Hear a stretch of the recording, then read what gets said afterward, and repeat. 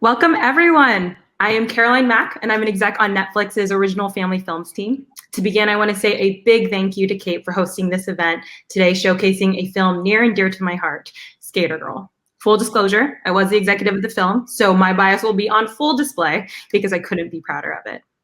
Frankly, there are some movies that just leave a mark on you, and I promise you, Skater Girl is one of them. I was lucky enough to see an early cut when we did wild and wonderful things like sit in the dark next to strangers.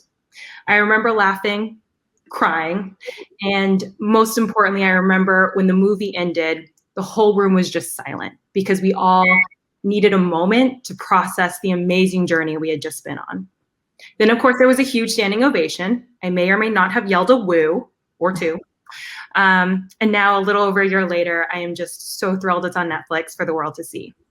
So let's get to the fun part. I'm honored to be here with Manjari Makijany, the writer, producer, and director of Skater Girl.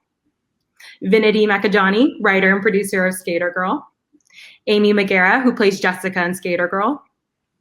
And Saanchita Gupta, who plays Prerna, aka the Skater Girl.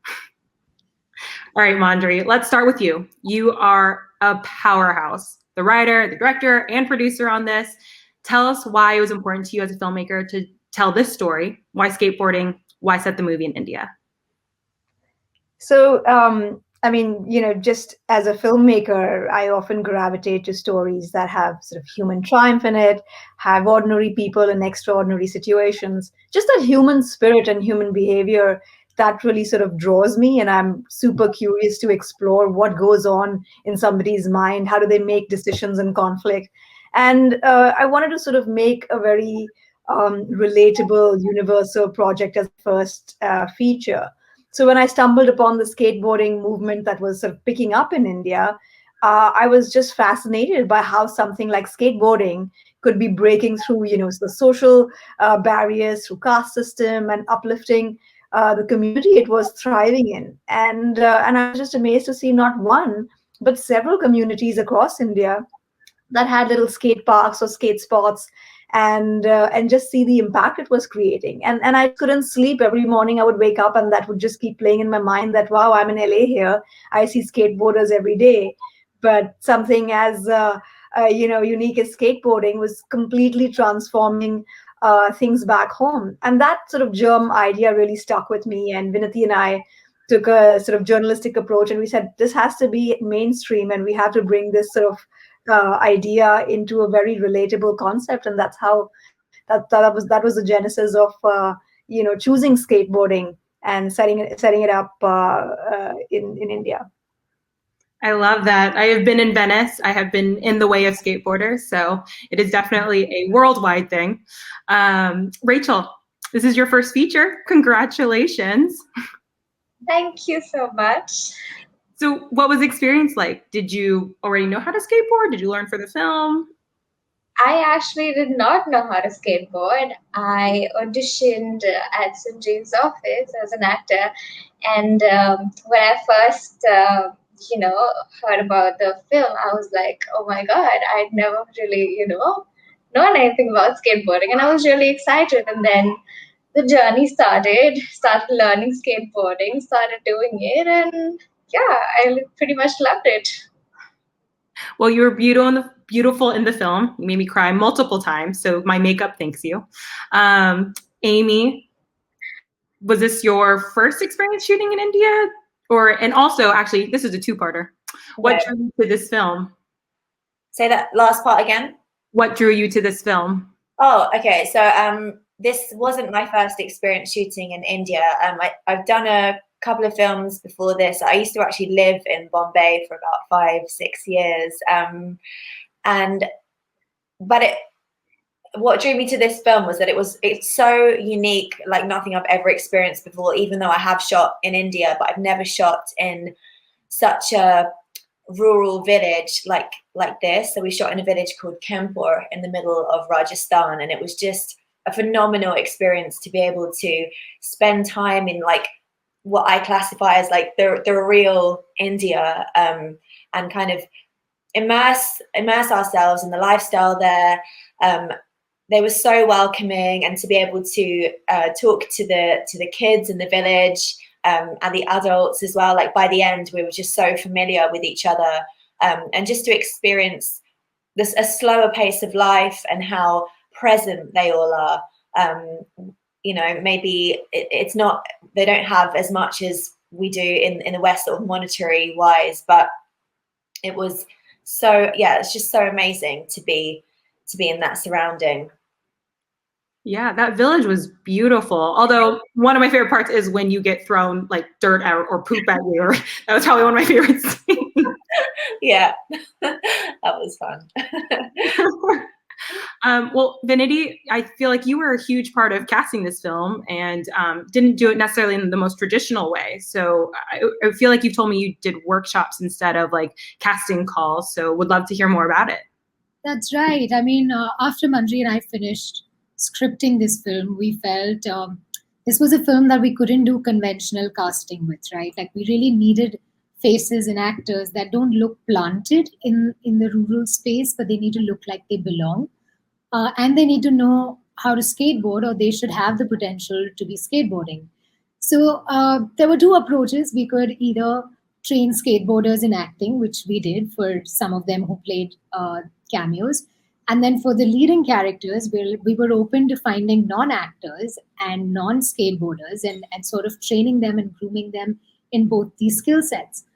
And so this wasn't your conventional way where we could do casting calls at studios. So we're like, how do we find these people? And we decided to just go out there, and I did workshops in schools and NGOs, government-aided schools, and sort of really started finding those real faces. And Sanjeev Maurya was doing an extensive search for our Prerna in Delhi and northern India. And he was busy doing workshops there. And that's how we found our Prerna. She workshopped with Sanjeev. And even that process actually of finding our actors wasn't like we just see a test and an audition and that's done. For every character, there were 2 actors that were shortlisted, were brought down to the skate park. They were trained in skateboarding, and then the final character, the actor, was selected. So yeah, that was quite an intensive process of auditioning and workshopping with over 5,000 children, and that's how we found our beautiful ensemble. Wow, 5,000 children. I was not expecting that number. Well, Rachel and Amy, how was it on your side? Like, how was that experience for y'all? The shooting experience or the casting experience? The casting experience, but shooting too. You know, just tell me it all. Oh, okay, yeah. For me, the casting experience, it was incredible because I was cast later than the kids.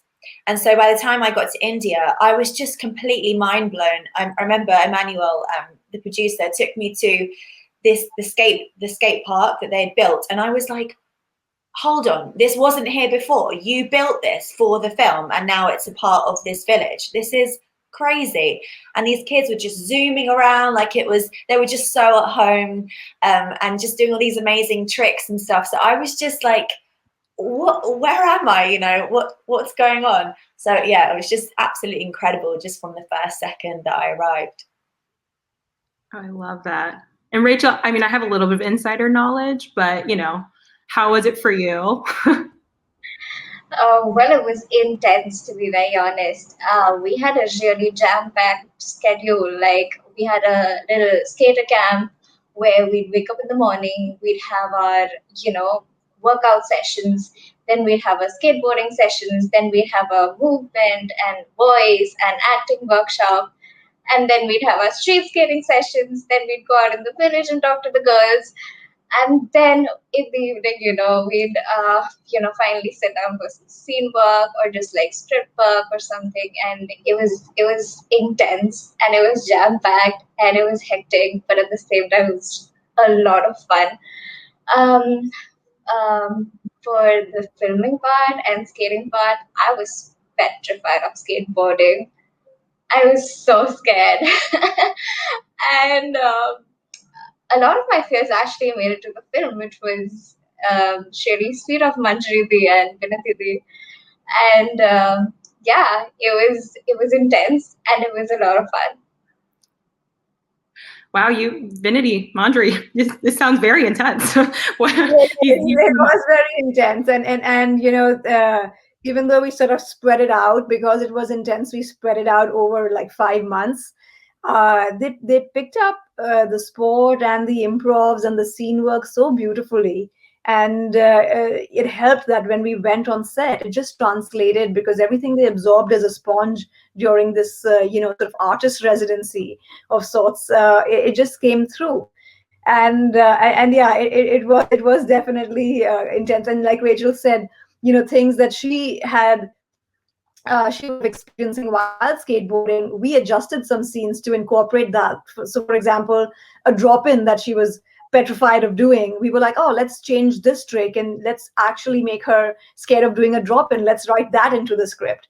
So then we incorporated that into the script, and that became a theme, to sort of as a setup, and then paid off at the end. So I love that. So they found what scared you most and then made you do it. It sounds great. Well, I mean, for those of you who can't tell, this is obviously a family affair.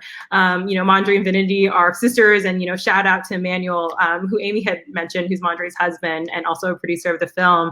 But, just want to hear a little bit about what it was like working sister and sister. Did you want to kill each other? Did you love it? Did you have an existing shorthand? Yeah, we definitely had a shorthand. I mean, Vinati and I have been sort of goofing around since we were in school, setting up sort of plays or skits for the family. Or, if somebody was getting married, we would write their wedding script of like sort of what will happen and orchestrate that sort of show event. So I think it sort of naturally came to us. We would be hosting college radio shows, and we were part of the drama team where we were working together. So it just sort of organically translated into this working relationship, and yeah, having a shorthand really helps. But there were days when I was like, no, what have you done? Why is this like that? This should be this way. So I think I can be quite a tough older sister, but Vinati can share more light how it's for her. I think Manjari's missed the important part that I've been co-writing with her for years now, because she used to make me write all her homework books. So it goes back so many years. So it came to me very naturally to be able to write with my sister. But no, I mean, what was really important is to recognize that we're all in service of the film. We're all there to service that one vision. And then whatever role we would be playing, whether I was casting for some time or whether I was the writer or a producer on it, or doing second unit direction, it was important to know that nothing or no position is bigger than the film. And sort of like having family around just brings that sense of even the unit feeling like a family. And that made us feel so good that even today, when the team remembers us, it's like one big family. People still want to come back to the skate park. I still get messages and calls where they all feel a sense of belonging, and not just the kids of Kempur, but the entire team feel a sense of belonging to that place. So I think that kind of spirit was really beautiful, and I think it sort of started in a way because 3-4 core family members putting a film together, it then became one big happy family. Well, that definitely comes through. Sorry, Amy. I was just going to say, I think Rachel and I can really vouch for that it really did trickle down, that sense of being part of a family, because yeah, we still feel that now when we talk to each other, and just such amazing memories, and you really felt cared for, in that sense of belonging. Mm-hmm. I love. Is there a group text message, and can I be a part of it? No, it comes through in the film, just how much everyone clearly loved each other and just got along. So, kudos to everybody. Honestly, you're talking about the skate park, and one of my favorite things about the film is the fact that it kind of lives beyond the film, and that the Desert Dolphin Skate Park, for those of you in the audience who don't know, is still standing in India. So I know you kind of touched on it a little bit earlier, Manjari, but would love to hear more about like why you decided to create a skate park there, and from everyone, how do you think it impacted the community? We were like, we're making a film on social impact, and we are sort of talking about how skateboarding breaks through all these barriers, and there aren't enough skate parks in India. And we were like, why don't we do this, take this opportunity and build a park in a place where there's no skate park, in a place where we had 3 prerequisites before we decided where we want to build it. That place had to have a lot of children in and around the village. That village had to have concrete roads so kids could skate outside the park as well. And those kids had to be creative, and the place had to sort of lend itself to the story setting, which is sort of beautiful, rustic, rural India. And we got all these places in Kempur, and we decided, right, this is in the middle of nowhere, but this makes the best sense. And that's where we sort of, it was no easy feat. It was a very ambitious task to build the skate park. We did it during the monsoon, and it was a tough, very tough timeline. Like, that was one phase where nothing went according to plan, and the timelines kept extending. And I was like, oh, we have to finish this on time because kids have to then skate, and then we get to shoot. This is just not the beginning. So yeah, I mean, it just seeing that sort of build firsthand and what that did for the community was amazing. And it still stands today as a free public skate park. It's not that we've just sort of given it over and walked away. We are very much involved. We've set up a sort of a trust outside of, the whole sort of film business to be able to actively do workshops for kids and, take the sort of journey forward. And, kids who were never skating before, recently, 4 of them from Kempur went and represented the National Skateboarding Championship. So it is pretty amazing of how we can just experience and feel that reward. And I think that that's the best thing for me personally that came out of this whole project, is that there's something that lives beyond the film. Of course, the film is there in print for perpetuity, but there's something that's happening on ground for real. Yeah, it's absolutely wonderful. Rachel, Amy, Vinati, I don't know if you have anything else to add in terms of just that skate park in the community. Yeah, I mean, I spend a lot of time there with the kids. It's a beautiful space to see children feel like it's their home. When I interact with the parents, they tell me that initially they had no idea what their kids are doing, but now I hear them say that, oh, I know if he's not at home, he's at the skate park. So they're like, now we're so glad that they have a space to go to, and they have some motivation in life. Like, when they wake up in the morning, there is a desire to go to the skate park and nail a trick or do something that they feel really proud and confident about. And skateboarding is such an individualistic sport, right? Like, you are responsible for your journey, your trajectory, and what you're achieving. And that is what these children needed and found the opportunity through the skate park, is that when I see them at the skate park, I see their confidence, I see their morale just boost. I see kids who may not have been able to communicate in words, but when they're on the skateboard, their personality changes and transforms. And I see their faces and their eyes lit up, and that's something you can't forget. And then when you see them in their jerseys representing the state and feeling like, we're here to achieve something, that is a huge transformation to the same kids who were standing at the periphery of the skate park and didn't know what this odd concrete structure is. And then when they step foot on the skateboard, and to now seeing them where they are now is a very, very satisfying journey for anyone of our team members. And they all take keen interest in seeing what the kids are up to. So it's very satisfying for us all. I mean, one of the kids, he still wears his jersey every day, and he comes. He doesn't want to get rid of his jersey. Every day he'll sort of sport it and come. But because of the pandemic, the park is shut at the moment.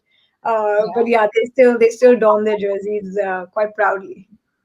Well, now Skater Girl out, I feel like even more people, once it opens up, are going to go to the skate park and want to skate all the time. Amy, did you get on a skateboard? I did at one point, yeah. I did get on the skateboard and realized that is it goofy? Yeah, that's what I am. I should know what that means, and I do not. I stood on one once, and it just started rolling on its own, and I was like, never again. Just can't. So just sit on it. It's fine. I did love that scene where the older gentleman was sitting on the skateboard. Yeah. He's like, no. And he sits down. Yeah. He did that on his own, by the way, but that was not the idea.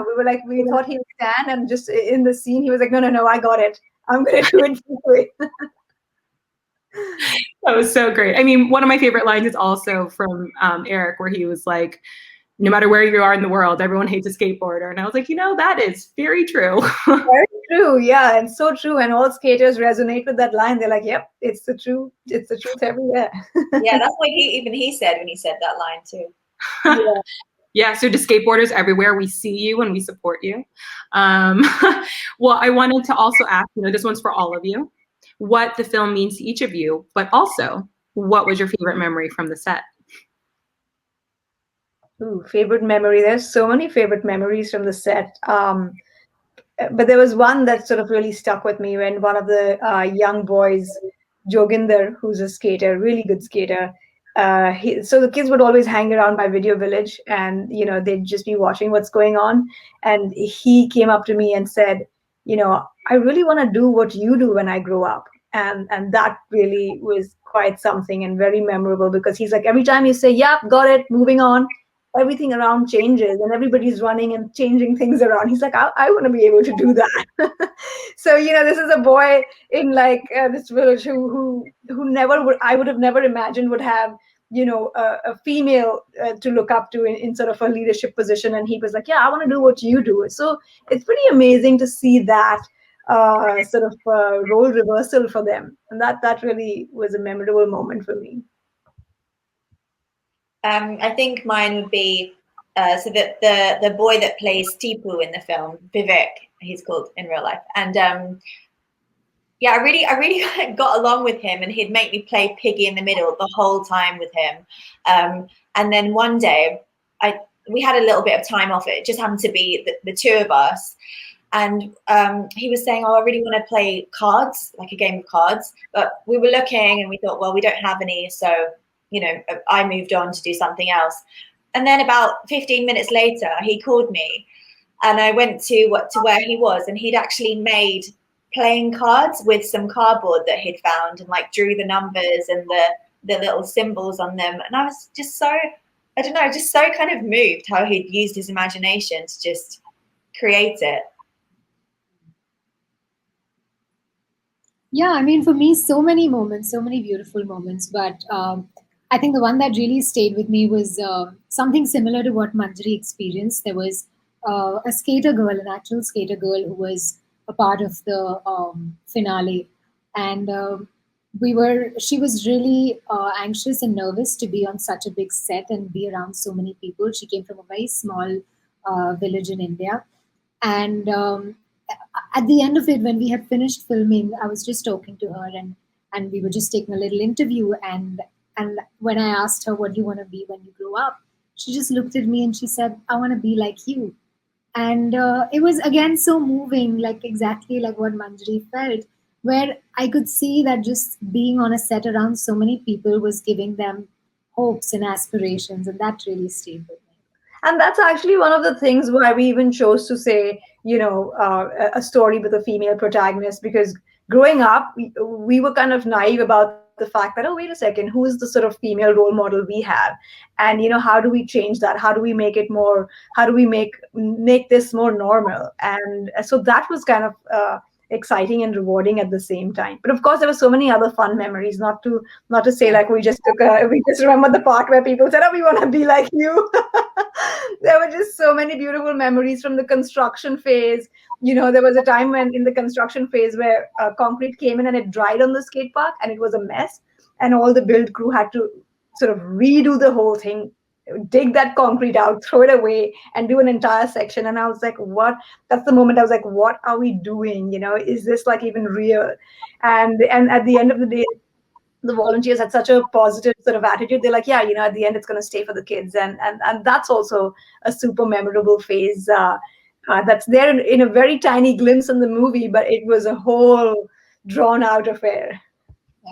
I mean, it was crazy to see Manjari at the end of the construction break her collarbone because she was so excited that the skate park is done, that she got on. Manjari was the first casualty of the skate park. And this is way before we started filming. And I got too adventurous. Yeah, I got too adventurous. And Vinati and Emmanuel said, look, we have insurance liabilities. You cannot get on a skateboard. You cannot get on a BMX bike. No stunts, nothing. I was like, okay. After the release. So technically after today, I can step on a skateboard again. Yeah. Manjari took leading by example a bit too seriously, and she's like, "I can do this trick."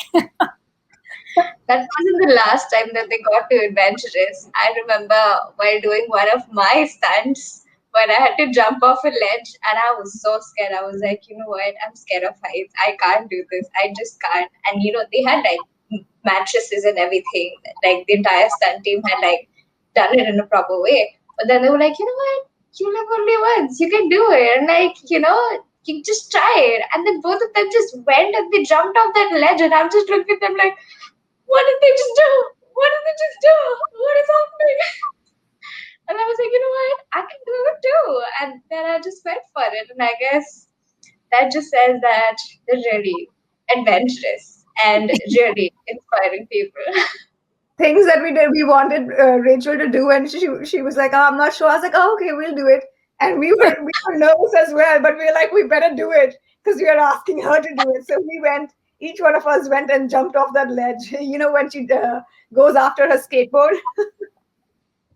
Now, where is the footage of that? I feel like we need that footage.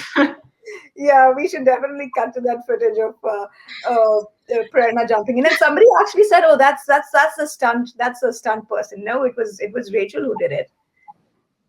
Is this when you jumped off into the water? Yes. Wow. I'm very impressed. Also, I did not know you broke your collarbone. Like, you were all in, Manjari. Yeah, I was all in. I really was. That's amazing. Well, I want to do one more question, if that's okay with y'all. And I would love to hear from each of you, what is it that you hope people take away from this film after they watch it?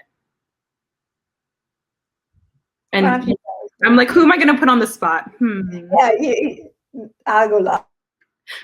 I was going to say Manjari because she's unmuted, but she has put you all in front of her. No, I'll take this. I'll take the bullet. I think it's, for me, I really hope that people take away that just follow your dreams and have that courage, and then do it with a little bit of fun. Like, it's also important to really have fun, and it's not about winning. It's not about acing it. It's about to just follow your gut instinct and have fun while you do it. Yeah, I really love that message. And also, I mean, this has just been such a just unimaginable year that everybody has had, and I just hope that it brings some positivity and that people enjoy the story mainly. And then also that the fact that it's about females kind of supporting each other, even though we're from different backgrounds and different stratas of society and stuff, but we all understand each other and understand what it's like to have a dream.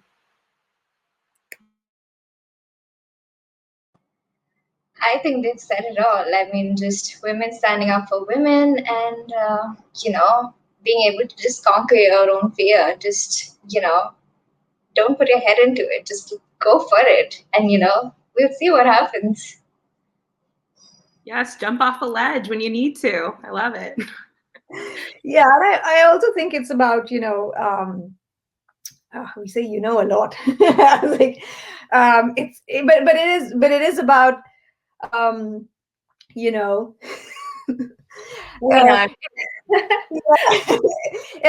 this film is also about not sort of holding back, and it's not about winning. It's about just getting ahead of sort of pushing your own personal boundary. I think all of us get caught in this sort of rat race of how do we be better than that person, or how do we win this contest. And it was very important for us to also not make Prerna somebody who goes off and wins the championship. She had to win her own journey. She had to win her own fears and overcome her own obstacles. And I think that I hope people take away, that it's not about winning something for the people. It's doing something for yourself and getting ahead through those obstacles. And I also feel that I hope this is a film that brings some hope in these times, like Amy said, and it throws some light on the amazing skate communities across India and the awesome work that they're doing. Because as we're doing the press, I realize a lot of people are not aware about they asked me, oh, why skating in India? Why don't you use another sport? I was like, because it is happening in India. It is inspired by the beautiful work that these communities are doing and how they're thriving. So I hope it can shed some light on all these awesome, amazing people. Well, I do feel now that's going to be stuck in my head. I'm going to be using it for the rest of the day. That's wonderful. I think everyone who watches this film, I mean, everything you've touched on is that and more, honestly. And I do love seeing just, the generations of inspirational women, Rachel and Amy, and then also Wahida. Just, it was a really beautiful film all around. If you have any last things that you would love to tell everyone, any other secrets, some tea, we love to spill the tea. But, truly, thank you, Rachel, Amy, Vinati, and Manjari for being here. Thank you again to Kate for hosting us and generally being awesome. And to, everyone else, thanks for joining us to talk about Skater Girl and celebrate this vital and positive South Asian story for our community. And don't forget to watch Skater Girl currently on Netflix. Sorry, I had to do that one more time. Yeah, no, and thank you. And I want to say, a film like that, that's, sort of an independent film, it's so amazing to get a platform like Netflix and to have that global reach. So we're really thankful and very excited about the release. Yeah, if there's ever a global film that deserves to be seen by everybody in the world, it is this one. Thank you. Thank you, everyone. Thank you. There's no other feeling like this, on my feet on the ground. I've been searching for an answer, one that I think I found. Ooh, reaching for the sky every time I fall, I get back up. If I never try, how will I know what I'm made of? There will be a time when the sun will shine, feels like today.